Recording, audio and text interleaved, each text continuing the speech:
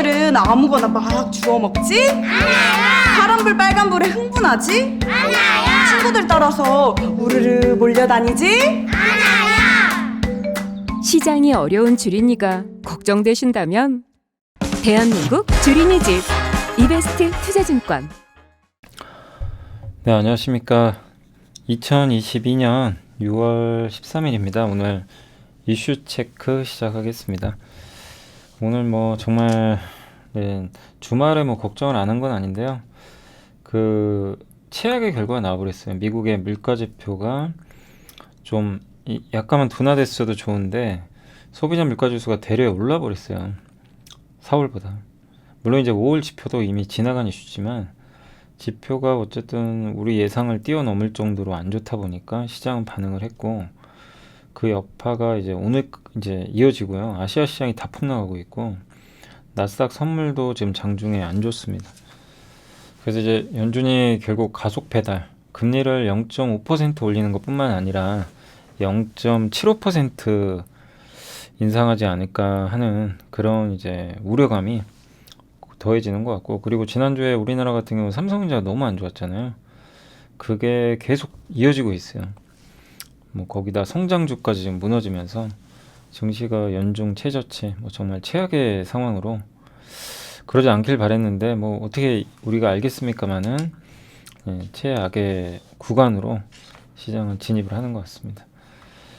자, 아직 뭐 장중인데 일단 오늘 그래도 뭐 어렵지만 뭐 내용들은 좀 설명을 해드릴게요. 그래서 오늘도 좀 월요일날 오늘 보고서가 많긴 많아요. 근데 이런 게 묻히겠죠. 오늘 같은 장에는 전혀 반응도 안 하겠지만 그래도 이런 기업들은 공부해 놓으시면 괜찮을 것 같아요. 성광밴드 오늘 좀 보고서 나왔고요. 그 다음에 테스, 반도체 장비죠. 테스도 나왔고, DK락, 요 기업 같은 경우는 이제 그 성광밴드나 태광, DK락 이제 피팅 업체, 관이음새 이제 그쪽 관련된 기업들이고요. 오랜만에 JW생명과 이것도 참 우여곡절이 있었죠. 근데 일단 오늘 좋은 보고서가 나왔습니다. 현대백화점 목표 주가 올라갔고요. 그다음에 카카오는 뭐 내용이 엄청 좋다 이거보다도 그 IR을 했나봐요. 그래서 오픈 채팅 요거 한번 이따가 설명해 드릴게요. 그리고 약화된 물가 정점, 그러니까 물가 정점론이 후퇴하면서 증시가 급락했는데 거기에 관련된 이제 내용이고요. 그 다음에 이제 롯데제과하고 롯데푸드가 7월에 합병해요. 그래서 혹시 갖고 계신 분들은 좀 보시면 되겠고, 화물연대가 파업을 하는데 시멘트 관련된 얘기입니다. 그리고 정유업에 대해서는 여전히 긍정적으로 보자. 반면에 정유 물론 좋지만 이 DB금융에서는 NCC 석유화학 기업도 좀 보자는 의견 같고, 그리고 해운업종 그 운임지수 있잖아요. 컨테이너 그게 좀 꺾일 것 같다. 근데 요거는 이제 증시에는 긍정적이죠. 항만 정체가 끝난다. 물류비가 좀 완화될 수 있습니다. 지주회사 변화도 주목해보자는 내용이고, 그리고 이제 FTS의 지수 변경이 있고요. 편출입, 그 다음에 다울투자증권의 최강시 연구원님이 이제 오늘 쓴 보고서 간단히 요약했고, 그 다음에 이제 전략의 셈이라고요. 요것도 이제 마지막 부분만 제가 한번 요약을 해봤습니다.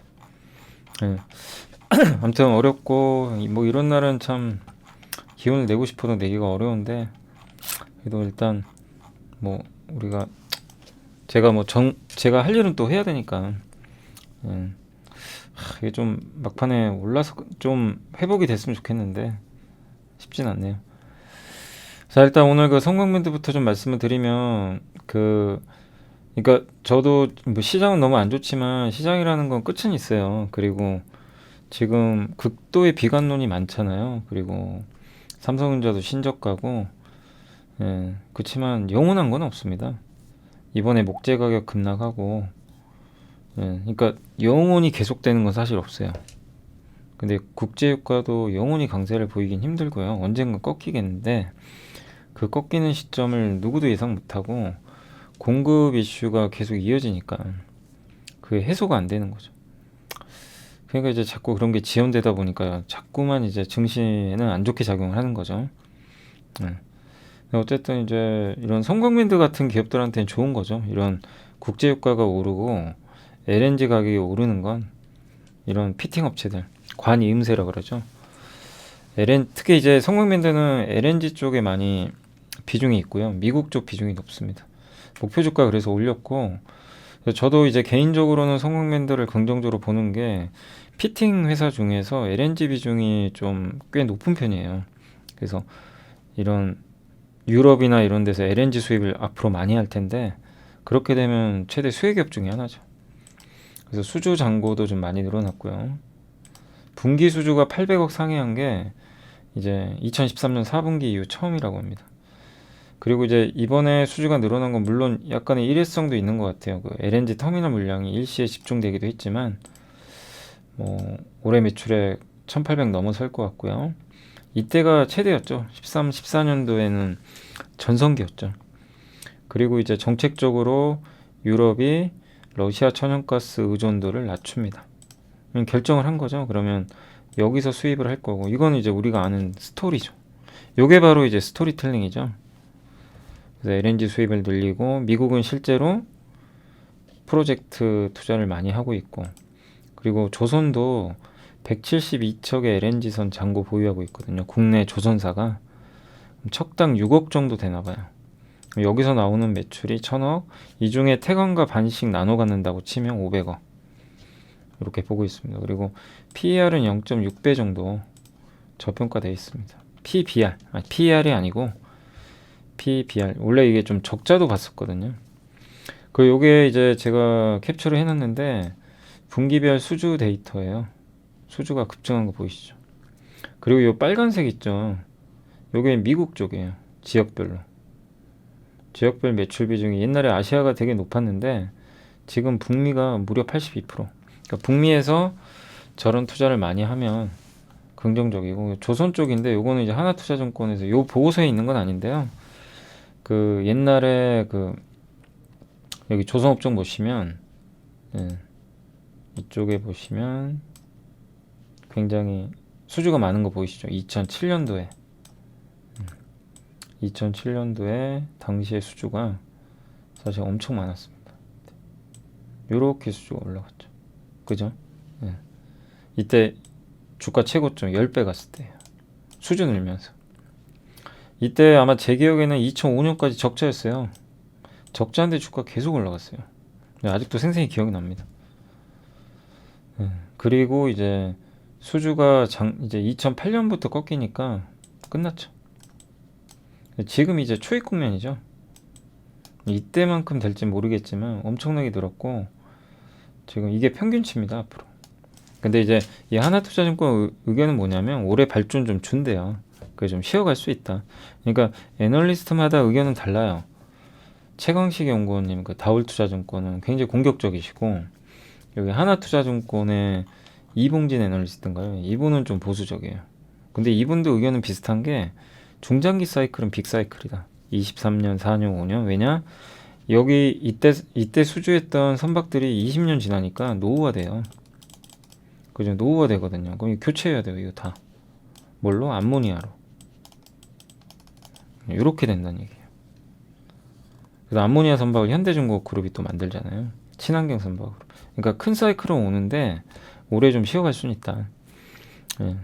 뭐 이런 얘기도 있습니다. 근데 실제로 지금 주가는 그렇게 좋은 편은 아니죠. 조선주도 어차피 부진하니까. 그러니까 조선주를 투자하실 때는 큰 사이클로 보는 것도 괜찮은 것 같고, 그리고 조선주도 좋지만 그런 사이클이 온다면 이런 기저제가 좋은 거죠.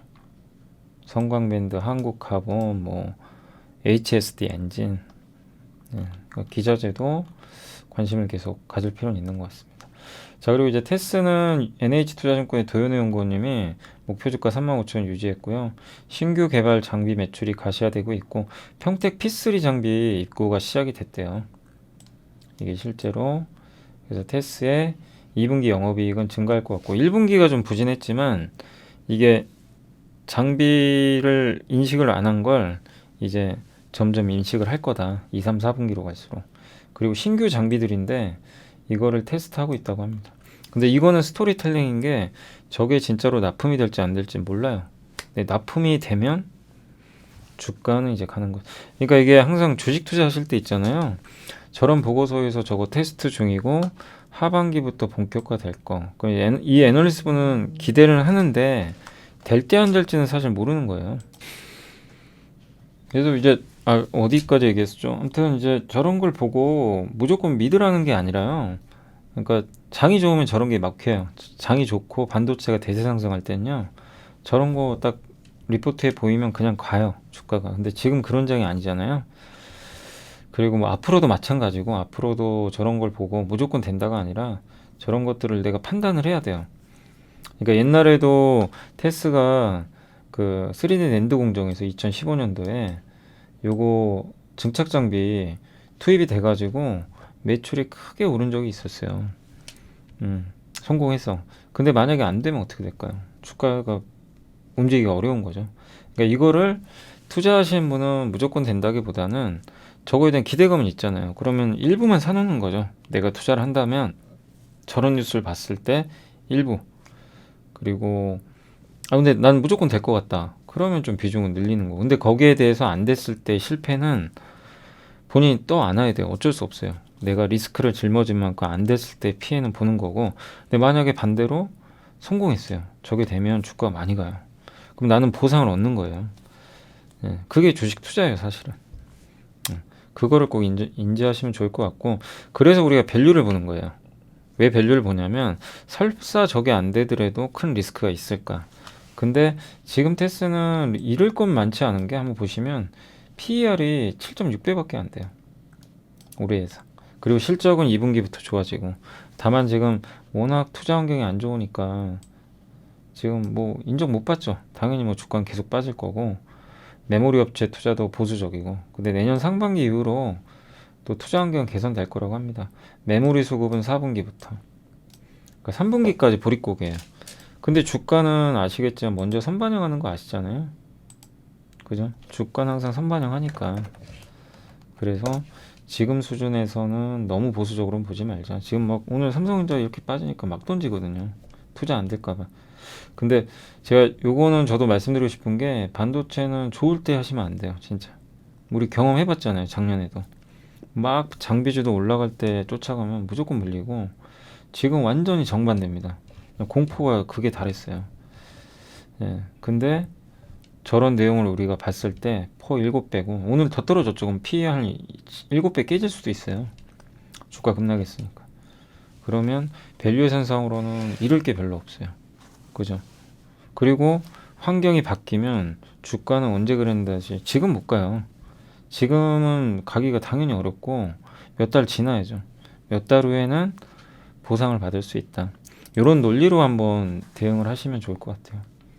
이렇게 보시고 그다음 DK락은 이것도 예전에 한번 공부해봤는데 성광밴드랑 비슷한 기업이에요.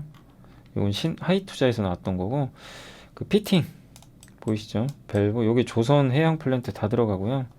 300개 거래처에 지금 공급 중이고 전체 매출이 65% 수출. 그 다음 북미 지역 같은 경우는 리그 가동수. 그러니까 이게 리그가 뭐냐면 원유 시추하는 설비 있죠. 이게 미국 뭐 어디죠? 뭐 다큐멘터리나 영화 같은 거 보면은 여기 땅 파가지고 원유 캐는 거 있죠. 막 이렇게 기계처럼 생겨가지고.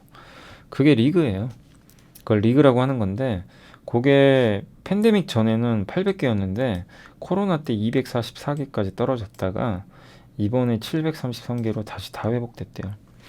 근데 지금 바이든 대통령도 아무리 친환경주의자지만 지금 국제유가 때문에 물가가 오른 게 사실이니까 압박을 할 겁니다. 증산하라고. 그래서 미국부터 해야죠. 물가 잡으려면 방법이 없어요. 그럼 저러면은 투자가 더 늘어날 거고 유럽도 LNG 수입 늘릴 수밖에 없고 요거는 성광밴드랑 똑같은 아이디어. 그러니까 DK락은 미국의 원유 그 다음에 LNG 요거에 따른 투자 확대로 수혜를 받을 수 있다. 그리고 지난해 신규 수주 970억 기록했고요. 그리고 미국의 요 회사로부터 부품 인증도 받았기 때문에 뭐 좋을 것 같다라는 그런 내용인 것 같습니다. PER은 8.7배 정도. 근데 여기서 요건 한번 보여드릴게요. 잠시만요. 여기서 이제 잠시만요. 이제 전자공시 한번 보자고요. 이게 수주잔고 버는 법 한번 알려드릴게요. 그때 뭐더라? 아까 성광밴드.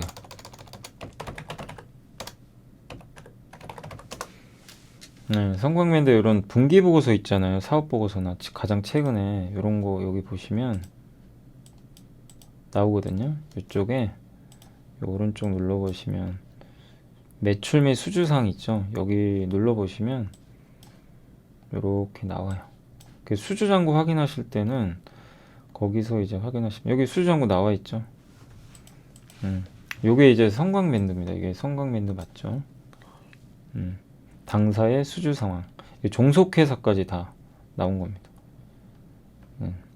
관, 이음새 이렇게 해가지고 종속회사랑 당사 이렇게 합쳐가지고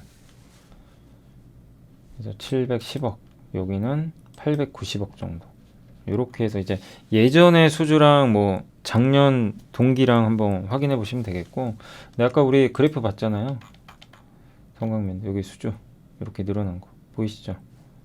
그러니까 작년에 비해서 확실히 많이 늘어났고, 이제 이 애널리스트는 저거 보고 그래프로 만들어 놓은 거예요. 그리고 테스도 한번 찾아보시면 돼요. 테스도 이게 웬만하면 장비나 이런 회사들은 수주 받는 산업들은 대부분 저렇게 해놓습니다.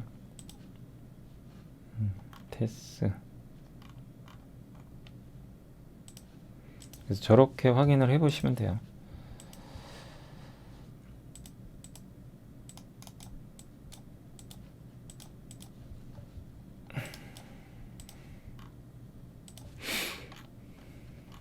여기 있죠. 테스. 이게 수주 총액은 요거고, 이건 납품한 거예요. 이건 끝난 거. 이미 납품해서 이제 실적이 반영된 거고, 요게 이제 609억 정도 되는 거죠. 요게 현재 이제 수주 잔고라고 보시면 되겠고, 마지막으로 DK락. DK락도, 근데 DK락은 좀 생소하시죠? 좀 기억을 아마 생소하실 것 같긴 한데,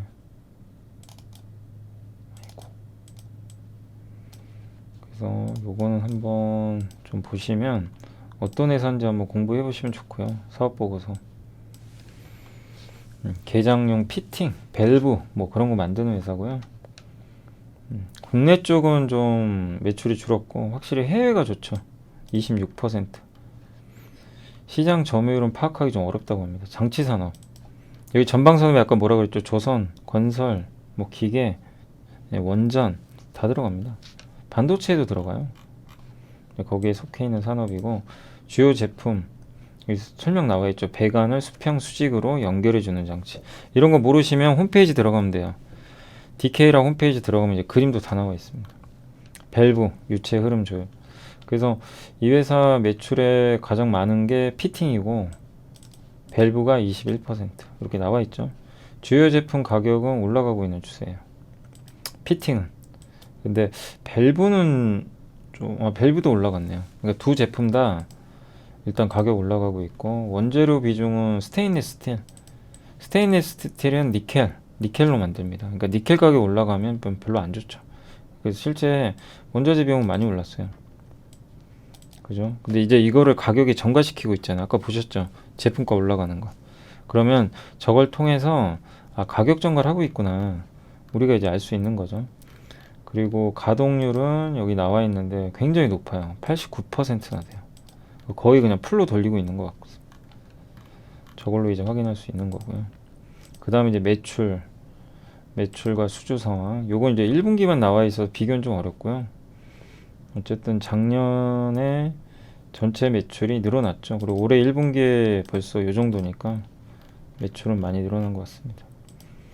근데 여기는 수주가 안 나와 있네요. 유지보수 물량이 70%는 단납기고, 수주 잔액은 표시 안 했습니다. 근데 이런 건 이제 한번 전화해서 물어보시면 좋을 것 같아요. 근데 여기 애널리스트는 표시를 해놓은 것 같죠. 아까 보니까. 그렇게 돼 있고, 뭐, 주요 계약이나 이런 것도 한번 체크해 보시면 되겠고요.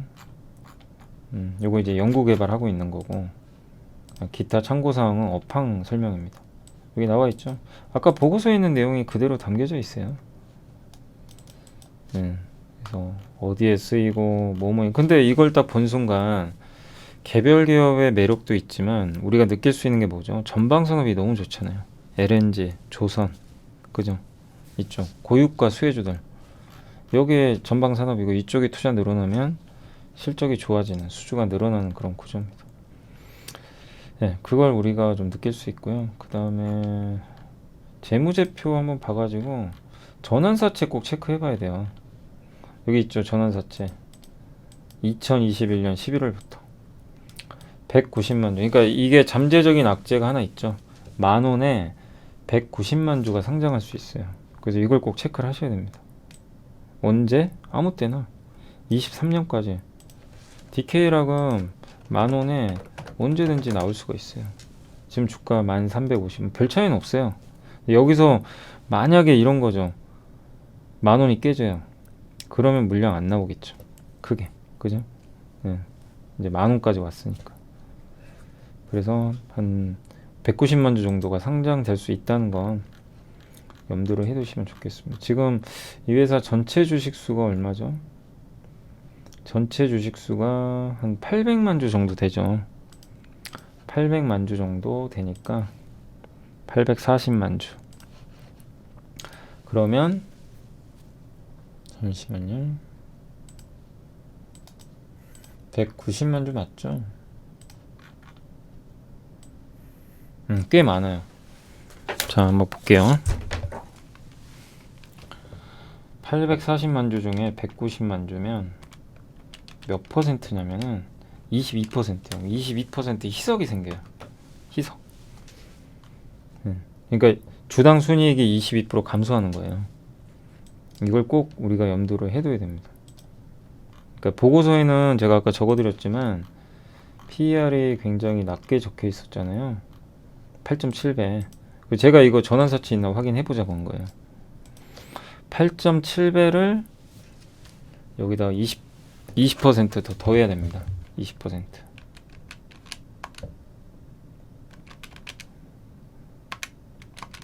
그럼 PER이 10.4배예요. 10.4배. 잠시만요. 그럼 PER이 10.4배면 비싼 건 아니죠. 그렇다고 해서 뭐 엄청 비싼 건 아닌데 10.4배 정도까지는 지금. 근데 오늘 주가 떨어졌으니까 10배 되겠죠. 그래서 이제 제 의견은 뭐냐면 이제 10배 정도 되잖아요, PER이. 근데 1050원이 전환사채 단가예요. 그럼 10,000원이 깨지면 굉장히 매력이 있다는 얘기죠. 그 밑으로는 아니 손해보면서까지 물량을 내놓을 이유는 없잖아요. 그죠? 그럼 그걸 꼭 염두에 두세요. 그래서 이 기업은 좀 단점은 물량 부담이 있다. 근데 성광밴드는 제가 알기로는 없는 걸로 알고 있어요. 그러니까 나는 이제 저런 게 싫으면 성광밴드 선택하는 게 더 나을 수도 있죠. 그래서 여기서 요걸 꼭 체크를 해보세요. 투자하실 때는 항상 전환사채 물량이 여기 있습니다. 여기 증권의 발행을 통한 자금 조달, 재무에 관한 상황에서 보이시죠? 요거 여기서 있나 없나. 근데 이상한 전환사채나 이런 게 없죠. 보세요. 없어요. 전혀 없어요. 그러니까 성광밴드는 없어요. 저게 부담 없는 거죠. 그러니까 저런 식으로 꼭 확인은 해보시는 게 좋습니다. 자, 그리고 JW 생명과학도 이제 오랜만에 보고서 나왔고, 이게 그 수액제 있죠. 우리 그 병원에 입원하면 맞잖아요. 그거 그 CMO 하는 회사예요. 수액제를 이제 대신 만들어주는 위탁 회사고, 자회사 이 JW 바이오사이언스 이 회계 이슈 때문에 관리 종목 돼가지고 거래 정지도 한번 당했다가 이제 풀렸죠. 그래서 그치만 이제 1분기 실적 좀 안 좋아지면서 주가 부진했고, 근데 2분기부터는 매출 이익도 증가할 걸로 보고 있고요. 수액제 매출이 증가할 것 같다. 그리고 리오프닝 하면서 병원 가는 이제 분들이 좀 늘어나죠. 네, 이제 정상적으로 병원에 또 갈 수 있고, 그리고 해외 쪽에 지금 매출이 늘어나고 있다고 합니다. 동남아까지. 이것도 긍정적이고, 그 다음 TPN이 뭐냐면 영양수액제. 요게 이제 하반기부터 세 번째 라인이 가동 들어가고요. 펀은 9배로 싸고 배당도 3.6% 정도 나온다고 합니다. 그래서 고령화 수혜주예요. JW 생명과학은 이제 중해제약도 마찬가지고 고령화 수혜 기업이다. 물론 이제 오늘은 증시 때문에 좀 안 좋지만 뭐 하반기, 그러니까 2분기 실적 진짜 좋아지는지 체크하면서 잘 좀 보유해 나가시면 좋을 것 같습니다. 자, 그리고 이제 현대백화점은 목표 주가를 오늘 올려버렸고요. 그 주가가 되게 부진하긴 하지만 크게 빠지지도 않는 게 백화점 실적이 워낙 좋아요. 더 현대, 저기 여의도점이 흑자 전환 달성했고요. 그 다음에 해외여행이 시작되면 이제 백화점이 안 좋다는 얘기 많은데 그래서 주가 안 갔잖아요. 몇 달 전부터. 실적 좋아도 안 간 게 그것 때문입니다. 그래서 주가 반영했고 의류 판매 잘 되고 있고 면세점은 아직 부진하지만 오히려 이건 이제 반대로 해외여행이 가시화되면 면세 사업은 더 잘 되겠죠. 실제 이제 미국 10일부터는 미국에 입국할 때 이제 코로나 검사 안 받아도 된다고 하더라고요. PER도 싸고. 그래서 저는 방어주로서 오히려 현대백화점 저도 긍정적으로 바라보고 있습니다. 오늘은 뭐 당연히 좀 빠지죠. 시장 때문에.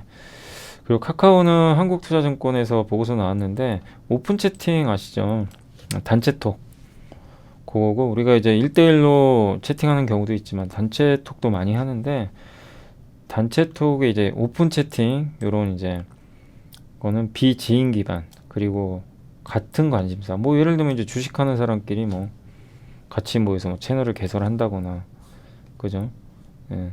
아니면 내가 여행에 관심이 있으면 여행 관련된 톡을 만드는 거죠. 그래서 이 카카오톡은 한 달에 사용하는 분들이 뭐 거의 전 국민이 다 쓰는데 오픈 채팅은 일간 이제 하루에 사용하는 사용자 수가 한 900만 명 정도 된다고 합니다. 꽤 많죠. 그리고 광고 인벤토리로서의 그 어떤 기대감도 좀 있나 봐요. 광고 인벤토리로서의 그런 것들도 좀 기대를 하고 있는 것 같습니다. 아이고 그리기를 그만해야 될 것 같은데 모르겠네요. 기능을 저도 아무튼 그래서 이번에 이제 오픈 채팅에 뭐 구독 형태나 이런 걸 해서 유료화하려는 좀 모델도 있나 봐요. 근데 이게 성공할지 안 할지는 모르지만 카카오가 지금 뭐 이렇게 빠졌는데 더 나쁠 건 별로 없는 것 같고요. 근데 욕을 많이 먹었죠. 카카오는 진짜 주주 가치를 훼손하는 그 자회사들의 그런 게 좀 있어가지고 근데 일단 다 많이 빠졌고 요게 만약에 이제 그러니까 뭔가 모멘텀은 있어야 되거든요. 주가가 가려면 뭔가 모멘텀은 있긴 있어야 돼요. 근데 저게 이제 모멘텀이 될지는 지켜보실 필요는 있는 것 같습니다. 그러니까 카카오 주주분들은 이제 앞으로 회사의 방향이 오픈 채팅을 수익하려고 하거든요. 저게 성과가 나오는지를 추적을 하셔야 될 것 같아요. 자, 그리고 이제 하이투자증권의 박상현 연구원님의 좀 무거운 얘기입니다. 이거는 이제 5월 오늘 그러니까 급락한 이유가 이거예요. 소비자 물가가 나왔는데 너무 안 좋게 나왔고 그 증시가 급락한 이유는 뭐냐면 소비자 물가 지수가 세 가지 악재를 던져준 거죠. 물가가 이제 정점 찍은 거 아니야? 4월만 해도 기대감이 있었어요. 근데 아니구나. 아직도 물가는 더 오를 수도 있겠다. 물가 정점론이 소멸돼 버렸고 미국 연준의 정책 전환 가능성도 후퇴했습니다. 빅스텝에서 베이비 스텝, 그러니까 0.5에서 0.25% 금리 인상이 하반기에 이루어진다. 요게 기대인데 물 건너 가버렸고 지금 분위기로는 이거는 0.5가 아니라 이제 자이언트 스텝 0.75% 한 번에 올릴 것 같다. 이렇게 되니까 증시가 지금 극도로 공포심을 느끼고 있는 거예요. 근데 이거는 저도 많이 말씀드렸죠. 연준이 할 수 있는 게 있고 없는 게 있어요. 연준이 할 수 있는 거는 유동성이 늘어나는 거, 자산 가격이 오르고 그 다음에 소비가 늘어나서 물가가 상승하는 거 있죠. 수요. 이거를 막을 수는 있어요. 금리 올리는 거예요. 그래서. 근데 이거는 연준이 할 수 없는 거죠. 공급망, 전쟁, 이상기후. 사실 국제유가가 이렇게 지금 물가가 오르는 가장 큰 배경은 2015년부터 화석연료 투자가 거의 줄어버렸고요. 그 과정에서 신재생 에너지로 넘어가고 있는데 거기서 코로나 터져버린 거예요. 그래서 신재생 에너지 공급도 안 되고 그 다음에 이상기후 생겼죠. 한파 발생하고 거기에 전쟁 터지니까 공급이 완전히 극도로 얼어버렸어요. 수요는 꾸준히 느는데 에너지 공급이 줄어버린 거예요. 어떻게 됩니까? 가격이 그냥 폭등하는 거예요. 전쟁이 기름에 불을 부어버린 거죠. 그럼 이걸 해결하는 방법은 전쟁이 끝나거나 러시아가 수출을 다시 하거나 공급을 어디선가 늘려서 메꿔야 돼요. 그러니까 어려운 게요. 연준이 이거 한다고 물가가 잡힐까요? 쉽지가 않아요. 요걸 해줘야죠. 그래서 바이든이 다음 달에 사우디 가는데, 근데 모르겠어요. 트럼프였으면 또 모르겠는데 바이든이 저걸 해결할 수 있을지 많은 사람들이 우려하더라고요. 사우디 만나러 가는데 과연 증산 합의를 이끌어낼 수 있을 거냐. 사우디가 대규모 증산하면요 유가 폭락합니다. 예, 그 제일 좋은 방법은 사우디가 증산하는 거예요. 근데 할까요? 예, 지금 아무도 기대를 안 해요. 그러니까 유가 안 빠지는 거예요. 그래서 결국 공급으로 풀어야 되는데 쉽지 않다는 거죠. 그래서 어려워요 되게. 근데 자이언트 스텝 한다고 물가가 잡힐까요? 쉽지 않을 거예요. 그러니까 금리만 올려가지고 에너지 가격 꺾기는 어렵고요. 그러니까 더 못 오르게 막겠다 이런 내용인 것 같아요. 예, 그래서 참 어렵습니다. 연준도 카드 쓰기 어렵고, 그래서 연준도 이걸 알 거예요. 그래서 계속 공격적인 긴축을 하기는 어려울 거고, 또 부채가 옛날보다 엄청 많은 상태라 그 다음에 경기 침체 올 수도 있으니까. 근데 물가 꺾여야 되는데 참 어렵습니다. 근데 어쨌든 좋은 거는 미국의 에너지하고 식품 가격 제외한 근원 소비자 물가는 꺾였고요. 중국의 생산자 물가도 꺾였어요. 둔화된 건 맞습니다. 팩트니까. 그리고 중국의 경기 부양 효과도 가시화 될 것 같고 3분기 중에. 그러니까 3분기 7, 8, 9월 중에는 변곡점은 나온다.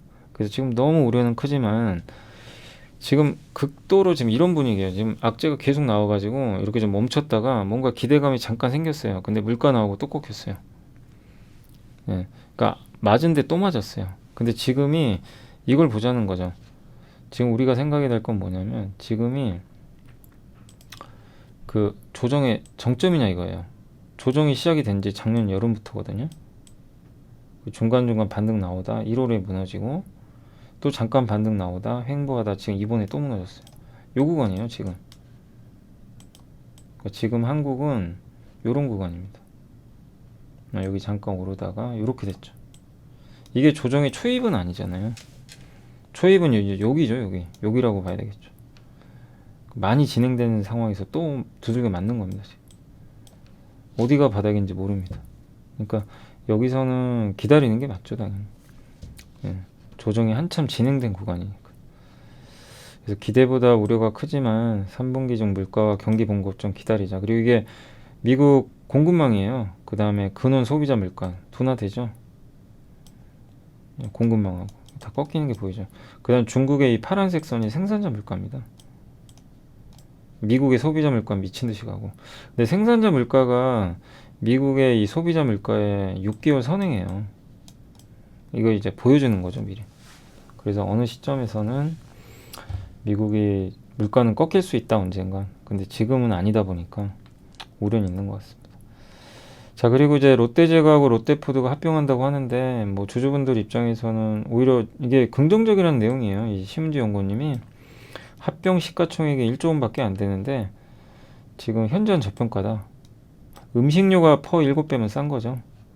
그래서 양사 영업이익이 합산해서 2,300억이니까 내년도에도 2,000억 나오지 않을까 이렇게 보고 있는 것 같고, 그리고 효율을 하는 거죠. 조직 통폐합도 하고 SKU 뭐 영업망 통폐합도 하는 것 같고, 바잉 파워도 증대하고, 롯데 빈가가 두 개 회사가 동시에 하고 있잖아요. 이런 것도 효율이 되겠죠. 유유자산도 서로 통폐합할 것 같고, 물류 사업도 이제 약간 거점을 좀 재배치하는 것 같고, 이제 가정 간편식도 확대를 해서 목표는 종합식품 회사로 좀 보는 것 같아요. 그래서 기대가 좀 크다. 배당 수익도 30% 이상 될 것 같다. 그래서 롯데, 제과, 푸드에 대해서는 합병이 좀 긍정적이다라는 그런 내용인 것 같고요. 화물연대가 파업하는 거 아시죠? 시멘트한테 좀 안 좋대요. 안전운임제를 이번에 폐지하나 봐요. 뭐냐면 이게 지금 시행 중인데, 안전운임제가 뭐냐면은 화물 기사들의 적정 임금을 보장하는 제도예요. 기사분들 입장에서는 좋은 제도죠. 교통 안전을 확보하는 데 필요한 최소한의 운임인 안전운임이 있나 봐요. 그거보다 낮은 운임을 지급하는 화주에게는 과태료. 그러니까 이거보다 낮게 주면 안 된다는 얘기예요. 그러면 뭐 뭐 화물 기사분들한테는 좋은 건데 요게 3년간 시행한 뒤 이제 폐지되기로 했나 봐요. 예. 근데 이제 올해 폐지가 되니까 내년에 올해 말이죠. 올해 말에 폐지가 되는데 그러다 보니까 이제 이거를 계속 해달라는 거죠. 그래서 이제 총파업을 예고를 했고 이제 하는 것 같은데 요것 때문에 이제 지금 시멘트도 난리가 났다. 레미콘하고 두 번째 이제 화물편 연대 파업 영향 받고 있는데 출하량이요 90% 이상 급감하고 있고요. 레미콘은 그 빨리 지금 운반을 해가지고 시멘트를 레미콘에서 빨리 이걸 해가지고 건설 현장에 투입해야 되잖아요. 시간이 생명이잖아요. 굳어버리니까. 근데 이게 지금 못 가는 거죠. 지금 레미콘 공장이 가동 중단됐고요. 60% 이상이 화물연대 소속돼 있대요. 그래서 전국 주거시설이 60%가량이 골조 작업이 중단된다. 이렇게 되면 유연탄 가격도 지금 오르는 상황에서 시멘트 업체들이 지금 너무 안 좋을 수밖에 없는 거죠. 2분기 실적 거기다가 원자재 가격 오르죠. 근데 이제 결국 이런 상황은 하반기에 이게 어느 정도 해소가 되면 이제 시멘트 가격 올릴 수 있는 거죠. 그때는 또 좋아지겠지만 이런 여파로 시멘트 업계의 보릿고개는 좀 더 이어질 수 있다. 이거는 건설업종한테도 되게 안 좋은 거예요. 이제 건설이 안 될 거 아니에요.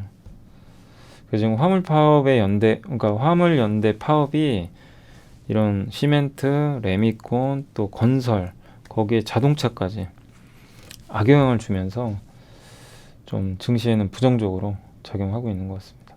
그리고 윤재성 연구원님은 정의주 좋게 보자. 중국이 석유 제품 순수출이 많이 줄어들어요, 실제. 예, 중국은 쿼터제라 그래가지고 허가를 이제 어느 정도 비중을 딱 할당을 하고요. 이 이상 수출을 못해요. 이걸 많이 축소를 했습니다. 작년부터 나왔던 얘기예요. 제가 작년에 SOL 보고서 볼 때부터 저 얘기가 계속 나왔어요. 근데 그때는 주가 진짜 안 갔거든요. 근데 결국 가죠. 이번에 엄청 올랐죠, SOL도. 근데 저런 것들이 계속 이어지니까 뭐 정유업종한테는 좋을 수밖에 없죠. 공급은 줄고. 그리고 여기에 또 허리케인까지 지금 다가온다고 합니다. 시즌. 가뜩이나 지금 정유 쪽이 지금 수급이 타이트한데 저게 발생하면 유가는 또 오를 수 있어요. 저런 건 별로 좋아 보이진 않아요. 저는 개인적으로 허리케인이 안 왔으면 좋겠는데. 그리고 윤활기유, BTX, PX 등 정유업체 기타 사업도 이게 PX, 파라자일렌, 폴리에스터 원료죠. 저게 뭐 워낙 지금 공급도 부족하고 그래가지고 가격이 튀니까. 그러니까 오늘 이 폭락장에도요 정유주는 잘 안 빠져요. 그리고 유럽이 원유 금수 조치 내렸고 유럽은 에너지 배급제도 시행한다고 합니다. 이러면 공급은 더 줄죠. 예, 그래서 좋을 수밖에 없다. 뭐 정유주는 그런 내용입니다. 이건 SOL, GS, SK이노베이션 모두 다 좋다는 내용이고 그 다음 DB금융의 한승재 연구원님은 오히려 지금 정유주보다는 좀 다른 쪽을 한번 봐보자라는 내용인데 정유주 좋죠. 지금 수치만 보면요 되게 좋아요. 휘발유 가격은요 금융시절 위기 최고가에 이미 최고가 넘어섰고 경유는 최고가에 근접. 옛날에 2008년도 에너지 가격 잡을 방법이 없대요. 오펙이 증산해야 돼요. 그러니까 사우디가 증산을 해줘야 돼요. 할까요?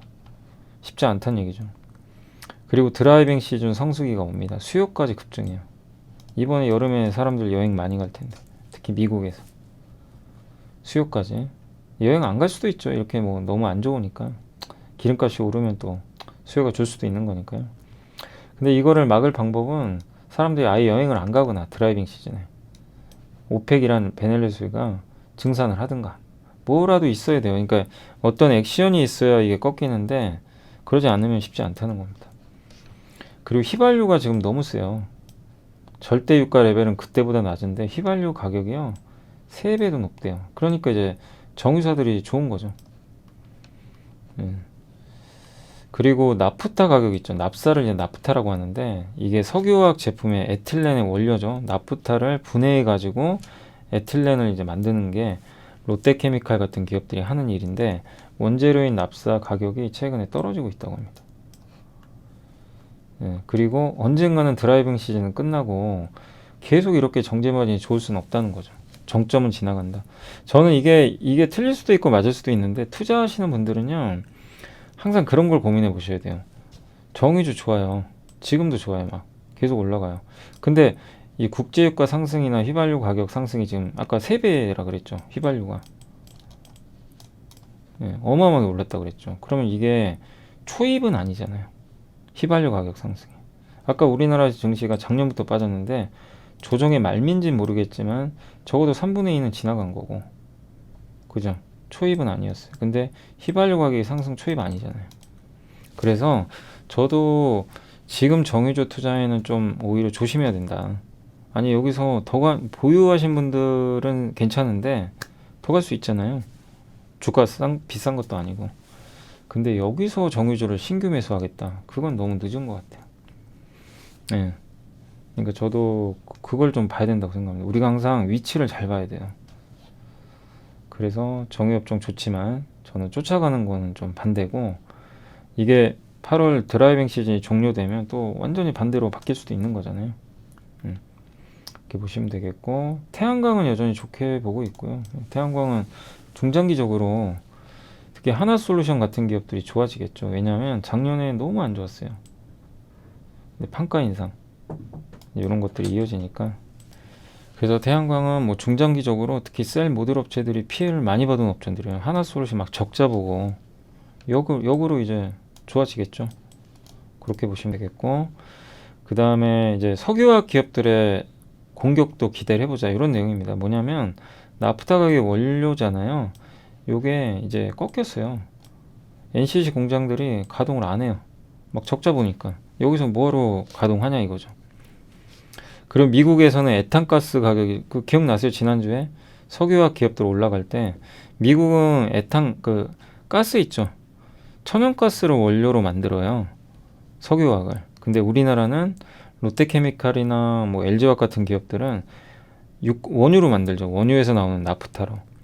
근데 천연가스 가격이 너무 오르니까 미국 기업들이 지금 더 힘들어요. 근데 한국은 나프타로 만드는 나프타 가격 급락. 그러니까 수익성이 개선될 수 있어요. 그 중국도 올해가 피크래요, 증설이.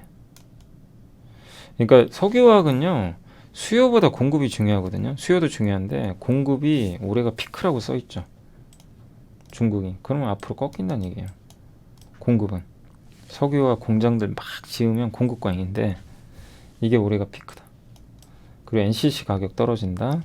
그리고 하반기에 중국이 봉쇄 풀고 경기 부양한다. 경기 부양하면 석유화학 쪽으로 좋아지죠. 그래서 그동안 석유화학이 진짜 1년 내내 안 좋았잖아요. 반대로 NCC도 보자는 입장인 것 같아요. 그래서 이 NCC 업체들이 한국의 LG화, 롯데케미칼, 대한유화, DL 아시죠? DL. 이런 기업들의 중장기 턴어라운드 시점. 그러니까 지금 간다는 얘기가 아니에요. 정말 피해를 많이 봤던 저런 기업들이 이제는 시장이 진정되고 그러면은 반전이 일어날 수 있다는 얘기입니다. 진짜 대한유화는 적자까지 났었잖아요. 기억나시죠? 그러니까 이거를 지금 뭐 사세요 파세요가 아니라 갖고 계신 분이라면 좀 끝까지 인내를 해보세요. DL만 올랐죠. DL은 뭐 미국 그 기업 때문에, 인수 때문에. 근데 이런 기업들 좀 순수 업체는 롯데케미칼 같은 거죠. 대한유화는. 뭐 금호석유도 마찬가지일 거고. 금호석유는 저 NCC 업체는 아니에요. 근데 이제 비슷하게 움직이니까 잘 인내심을 발휘해 보시면 좋을 것 같습니다. 그러니까 어떤 내용인지는 아시겠죠? 자, 그리고 이제 KB의 강선진 연구원님이 북미 서부 항만의 컨테이너선 수치가 줄고 있다. 이거는 제가 다른 걸 다 떠나서 지금 요거 보여드릴게요. 이게 선박 대기수예요. 보이세요? 여기 고점 찍고 요게 고점이에요. 요게 이렇게 줄었어요.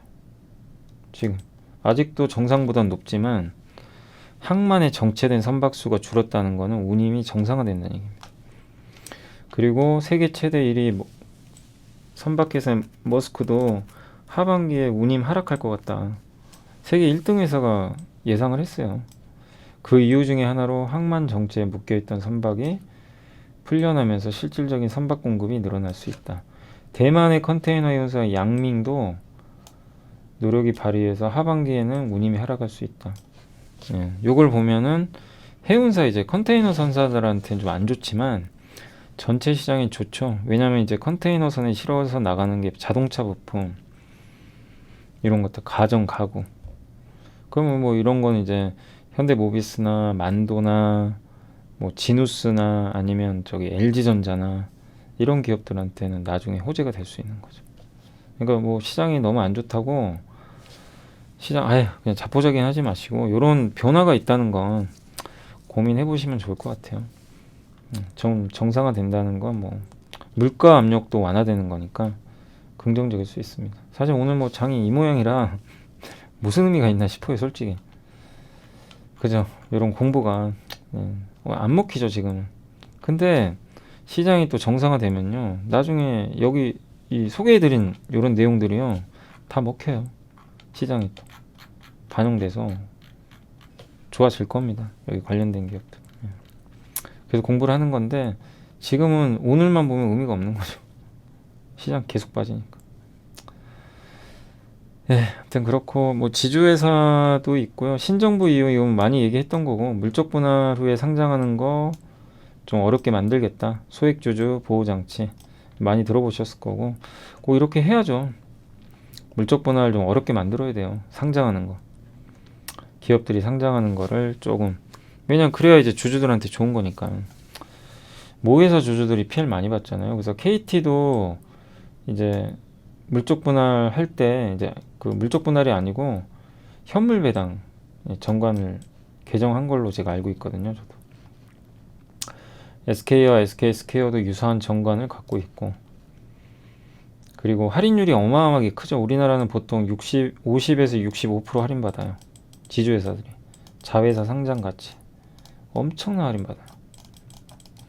근데 이 자회사의 현금을 이제 모회사로 갖고 와야 그래야 뭐 지주회사한테 좋다 뭐 이런 내용인 것 같더라고요. 배당이라도 물려주든가. 그래서 배당 확대나 자사주 소각도 좀 필요하다 그런 내용이고요. 그리고 이제 이재용 부회장이 사면이 될지 모르겠어요. 이건 아직 몰라요. 이건 이제 그런 내용들은 나오는데 뭐 이건 좀 정치적인 문제일 수도 있으니까 그게 뭐 사면해야 된다 안 된다 정치적으로는 뭐 당연히 의견이 엇갈리죠. 근데 그거는 뭐 여기서 제가 논할 얘기는 아니고 사면이 만약에 된다면 삼성물산 주가에는 좋다 뭐 그런 내용인 것 같아요. 그런 내용이니까 참고하시면 되겠고 FTSE 지수 변경이 6월 17일 날 있는데 여기에 LG엔솔, 카카오페이, 엔캠 세 종목이 편입을 하게 되고요. IG는 편출된대요. 여기는 좀 수급이 안 좋겠죠. 그리고 SK텔레콤은 외국인 지분율이 너무 늘어나서 외국인 보유 한도가 줄어들었다고 합니다. SK텔레콤은 외국인이 지분을 50% 이상 못 사요. 통신주라. 그래서 지분율이 늘어나면 보유 한도가 줄어요. 더 많이 못 사는 거죠. 그래서 비중 축소가 단행될 수 있다는 거 참고하시면 되겠고 다올투자증권의 최강식 연구원님은 컨테이너선이 지금 지난주에 좀 많이 수주가 됐대요. 그래서 발주가 재개됐고 현대미포조선이 벌크선 수주한 게 참 오랜만입니다. 이게 보통 중국 회사들이 많이 수주하거든요. 3년 만에 수주했대요. 벌크선이 수주된다는 건 그만큼 업황 좋다는 얘기거든요. 벌크선이 수주가 진짜 안 된 거예요. 공급이. 근데 드디어 이제 벌크선도 발주가 시작됩니다. 업황이 좋아진다는 얘기죠. 중장기로 비중 늘리자 그런 내용이고 마지막으로 DB금융투자의 강영기 연구원님은 엄밀히 말하면 주식시장을 부정적으로 바라봤어야 할 시점은 지금이 아니라 작년이었고 당시처럼 모든 것이 작년 상반기가 그랬죠. 진짜 좋아 보였죠. 그죠? 근데 지금은 또 반대라는 겁니다. 지금은 모든 게 나빠 보이잖아요. 그죠? 그냥 뭐 좋아 보이는 게 없죠. 그래서 이분 이제 강영기 연구원님 생각으로는 뭐냐면 인플레이션의 문제와 정점 형성과 더불어 외환시장 변화에 의하여 주식시장이 반전을 맞을 가능성도 있다. 참여자들의 걱정스러운 시선에도 불구하고 지금 단기 변동 확대되고 있죠. 이건 뭐 지금 오늘 발생했죠. 근데 올해 하반기만큼은 반등할 것으로 보고 있다. 지금 뭐 지난해 상반기랑 지금 너무 반대란 얘기예요. 안 좋은 것만 나오니까. 근데 모든 걸 좋게 보자는 얘기가 아니고 저도 개인적으로는 올해 언제까지인지 모르겠지만 저는 뭐 성장주를 반등시 매도하라 이게 아니라 성장주도 다 다르잖아요. 그냥 단지 비싼 기업. 앞으로 수요가, 예를 들면 배터리나 전기차 쪽은 수요가 계속 늘잖아요. 그죠? 그런 것들은 여전히 괜찮겠죠. 근데 단지 비싼 기업들, 수요는 없는데 그런 건 팔아야 되겠죠, 올라가면. 그거고, 그리고 가치주, 전 가치주 좋게 봐요, 올해. 뭐 철강주 그래서 여전히 좋게 보고, 은행, 또 뭐 유통주도 다 나름이니까 주식시장이 대밀렸을 때. 근데 유통에서는 아까 우리 공부했잖아요, 현대백화점. 그런 것들이죠. 그래서 저도 올해 가치주에 대해서는 여전히 긍정적으로 보고 있고, PER 낮은 기업들 많잖아요. 그 예전에 우리 공부했던 영업무역홀딩스, 한국자산식탁, 얘네들이 PER이 한 3배? 3배 정도. 근데 아무리 PER이 낮아도 성장을 못하면 의미는 없어요. 이익이 안 늘어나면. 근데 이익이 꾸준히 유지되는데도 워낙 싸니까. 예. 그리고 뭐 또 반대로 생각하면 아까 최악에서 이제 좋아질 기업들, 석유화학, 여긴 장기 투자하면 안 돼요. 장기 투자를 하는 건 좀 리스크 있지만 최악을 벗어나는 기업들은 볼 필요는 있는 거죠. 네, 그래서 그런 관점에서 한번 고민해 보시면 좀 좋을 것 같습니다. 자, 그래서 오늘 일단 그런 내용들 중심으로 해서 한번 소개해 드렸는데, 정말 힘드네요. 시장이 너무 안 좋아서. 오늘 보고서는 이렇게 말씀드렸으니까 한번 참고해 주시면 감사하겠습니다. 자, 그리고 오늘 시장 한번, 지금 약간 1시 좀 넘었는데 제가 오후에 저기 홍사훈 경제쇼 가야 돼가지고 지금 미리 좀 녹화하는 거거든요.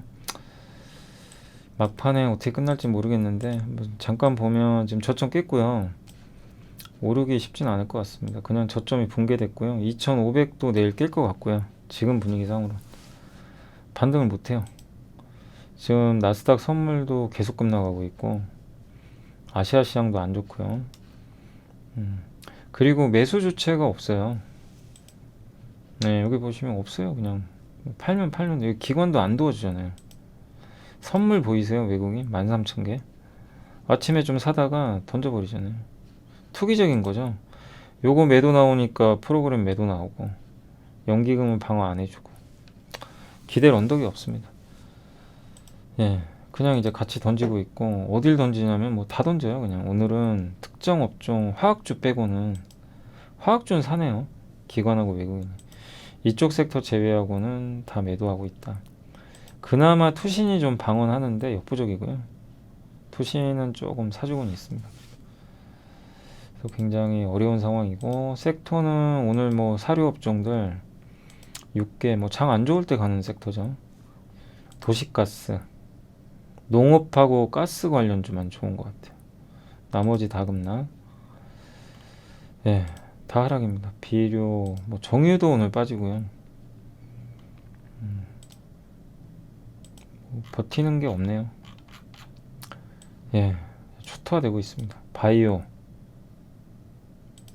크래프톤 관련주, 예, 전선 업체, 전선도 많이 갔었죠. 증강현실, AR, 예, 오늘 초토화되고 있고요. 그리고 NFT, 그러니까 성장주는 다 안 좋아요. 지금 하이브가 무려 10% 빠지고 있고요. 그 BTS 앨범이 나왔는데 엄청난 앨범 판매인데도요, 의미가 없네요. 던져버리네요. 그냥 던져요. 예, BTS 앨범 잘 많이 나가고 있는데 안 되네요. 예. 그리고 뭐 네이버 말할 것도 없고요. 카카오 그냥 두들겨 맞고 있고요. 성장주가 곤욕입니다. 음원 음반주, 철강주도 안 좋고요. 원전주, 통신 장비. 그냥 오늘은 이쪽 섹터가 안 좋다가 아니라 증시가 망가지니까 다 빠지는 것 같아요. 자동차 대표주, 현대차가 그냥 오늘 무너집니다. 그나마 모비스가 좀, 이게 3%가 덜 빠진 거고요. 현대차는 무려 6%, 만도가 6%. 이게 왜 이런 상황이 발생하냐면 차가 안 팔릴까봐, 소비가 줄어서, 이제 그 우려 때문이에요. 건설주도 안 좋고, 건설기계, 뭐 전기차, 광고주, OLED, 항공기, 면세점, 예. 오늘 반도체도 그냥 추풍낙엽입니다. 다 무너지고 있습니다. 교육 쪽은 뭐 다들 아시겠지만 그 메가스터디 교육, 현우진 강사가 이제 은퇴한다 뭐 이런 내용이 나와 있고, 우주항공 쪽은 이제 내일 모레 누리호 발사 앞두고 있는데 뭐 그 전에 미리 좀 많이 올랐죠. 주가 항상 먼저 오르니까. 2차 전지 장비 다 안 좋고요. 원주만 잘 버티더라고요. 요즘에 원주는 괜찮죠. 원주는 생각보다는 좀 잘 버티는 것 같습니다. 그러나 뭐 다 안 좋습니다. 오늘 다 많이 빠졌고, 항공주, 풍력주, 해운주도 오늘 안 좋고요. 휴대폰도 안 좋고, 철강주도 오늘 급락. 3% 빠진 게 그냥 평균입니다. 석유화학도 오늘 급락, 강관업체, 뭐 건강기능식품, 뭐 그냥 조선주까지 남아나질 않네요. 자, 그래서 오늘은 이제 시장이 이 상황이고 현재 마이너스 80포인트까지 빠졌는데, 우리가 뭐 지금은 밸류에이션을 논아봐야 의미가 없고요. 싼 건 맞아요. 뭐 그거는 팩트니까 밸류에이션 상으로는 싼데, 지금 물가지수 오르고 이거죠. 금리 오르고 물가 오르니까 이제 앞으로 그 기업들의 이익은 감소할 거다, 이렇게 생각을 하고 있고요. 경기 침체가 올 거고, 그걸 반영하면서 시장이 급락하고 있다. 그럼 언제 좋아지느냐? 물가에 대한 우려감이 좀, 그러니까 뭔가 시그널이 좀 나와야 돼요. 뭐 국제유가가 좀 빠진다거나, 증산을 한다거나, 물가가 좀 피크아웃 쳤다거나, 연준이 뭐 아니면 이런 거죠. 차라리 경제 지표가 안 좋게 나와서 연준이 금리 인상 속도 조절하겠다. 아무리 물가가 높아도 금리 인상을 과격하게는 안 하겠다. 이런 거를 시장에 시그널을 보여주면 증시는 또 분위기가 바뀔 수는 있어요. 그래서 그걸 확인하는 거는 가장 가까운 건 6월 15일 FOMC. 그래서 이번 주 목요일 날 확인이 가능할 것 같습니다. 그래서 일단 수요일까지는 뭐 일방적으로 무너진다 이거보다도요, 계속 오르락 내리락 할 것 같아요. 그러니까 그런 점 염두에 두시고 시장을 좀 차분히, 계속 말씀드리지만 후퇴하지 마시고 잘 이겨내셔야 될 것 같습니다. 제일 걱정되는 거는 이제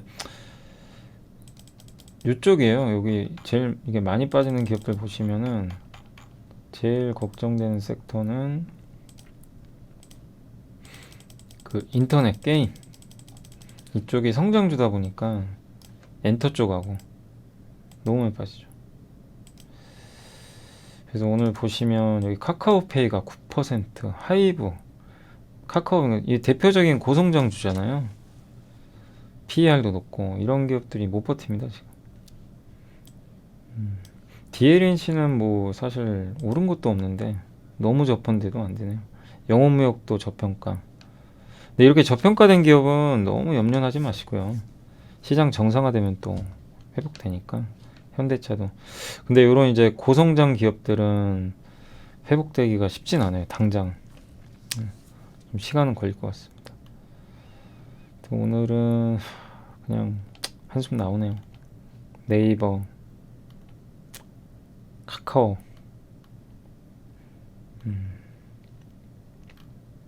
그리고 한 3% 이하로 빠진 기업들은 평소 같으면 3% 빠지면 급락이죠. 근데 오늘은 3% 이하로 빠지는 기업들이 있죠. 이쪽은 양호한 거예요. 그냥 지수보단 덜 빠지니까 좀 세다라고 보셔도 좋을 것 같습니다. 이런 날 오르는 거는 정말 드문 건데, LNF, 에코프로비엠, 양극재, 보험주 이쪽은 정말 여전히 강한 것 같습니다. 네, 아무튼 이제 오늘은 요 정도까지 해드리고요. 아무튼 정말 최악이고 힘들고, 저도 뭐 뭐라고 말씀을 드릴 수는 없어요. 뭐 이런 때, 예, 뭐 이렇게 해서 매출은 올라갈 거고 이거 끝났으니까 손절하시고, 그건 의미가 없고요. 예, 분명한 거는 저는 좀 버티셔야 된다. 그 말씀밖에 제가 드릴 게 없고요. 다만 시장이라는 건 아까도 설명드렸지만 조정의 초입은 아니기 때문에 다음의 반등을 기대하면서 잘 이겨내야 될 것 같습니다. 자, 힘든 장이지만 잘 이겨내 주시고, 아무튼 저는 내일 또 라이브에서 뭐라고 얘기를 해야 되죠? 라이브 시간에 뵙도록 하겠습니다. 아무튼 너무 감사드리고요. 기운 내시고, 그러니까 항상 그런 것 같아요. 마지막에 이게 결국 내가 좋은 기업 샀고 저평가되는 거 샀으면 잘 샀잖아요. 근데 마지막에 이제 뭐가 남았냐면 인내거든요. 버티기인데 어렵죠. 이런 장 만나면 누가 버티겠어요. 그래서 교류도 하는 거거든요. 사람들이 자기랑 비슷한 아이디어 가진 사람들하고 스터디 그룹도 만들고 하는 건데 그러기 어려우신 분들도 많으니까 그래서 제가 어쨌든 계속 방송 통해서 그런 교류라고 하긴 그런데 제가 여러분들의 어쨌든 좀 친구 같은 역할을 해드릴게요. 뭐 그렇게라도 해드려야죠, 뭐 제가. 그래서 너무 흔들리지 마시고, 그런 좋은 기억 갖고 계신 분들은 좀 잘 이겨내시면 좋을 것 같습니다. 자, 오늘 1시간 넘게 했네요. 시장이 좀 너무 안 좋아가지고, 오늘 좀 전달할 내용도 많아가지고, 좀 고생하셨고, 저는 내일 또 뵙도록 하겠습니다. 아무튼 힘내시고요. 내일 뵙겠습니다. 감사합니다. 민재야, 잘할 수 있지? 아무데나 기웃거리지 말고 늘 매사에 침착하고 빨간불 파란불에 흥분하지 말고. 걱정 마. 잘할 수 있다니까 진짜. 시작이 어려운 주린이가 걱정되신다면 대한민국 주린이집 이베스트 투자증권